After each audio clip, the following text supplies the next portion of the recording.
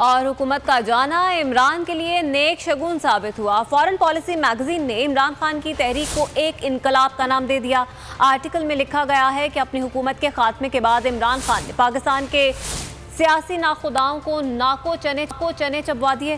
Magazine کے مطابق عمران خان کے خلاف کیسز سے پاکستان کا سیاسی بحران مزید سنگین ہونے کا امکان ہے۔ نہ سرداری کا نہ نواز کا، اب دور ہے انقلاب کا۔ پی ٹی آئی چیئرمین طاقتور اشرافیہ کے خلاف پاکستان کی توانا آواز بن گئے۔ اپریل میں عدم اعتماد کی کامیابی کے بعد عہدے سے برطرفی نے عمران خان کو مزید مقبول کر دیا۔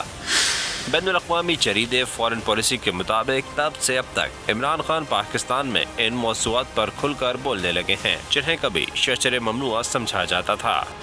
فارن پالیسی کے مطابق انہیں ماتحت عدالت کے ایک جج اور پولیس افسران کے خلاف بیان پر دہشت گردی کے کیسز کا سامنا ہے، لیکن ان کا یہ بیانیہ محض سیاسی تھا۔ آرٹیکل میں مزید کہا گیا کہ بوکھلاہٹ کا شکار حکومت نے اپنے مفاد کے لیے ان کے بیان کو غداری اور دہشت گردی قرار دے دیا، جس سے ملک میں جاری بحران مزید سنگین ہونے لگا ہے۔ امریکی میگزین نے عمران خان کی حکومت کے جانے کی سب سے بڑی وجہ کورونا اور یوکرین جنگ کی وجہ سے پیدا ہونے والے معاشی بحران کو قرار دیا ہے۔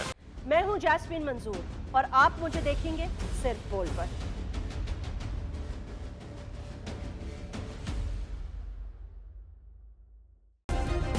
سبسکرائب کریں اور بیل دبائیں تاکہ کوئی خبر رہ نہ جائے۔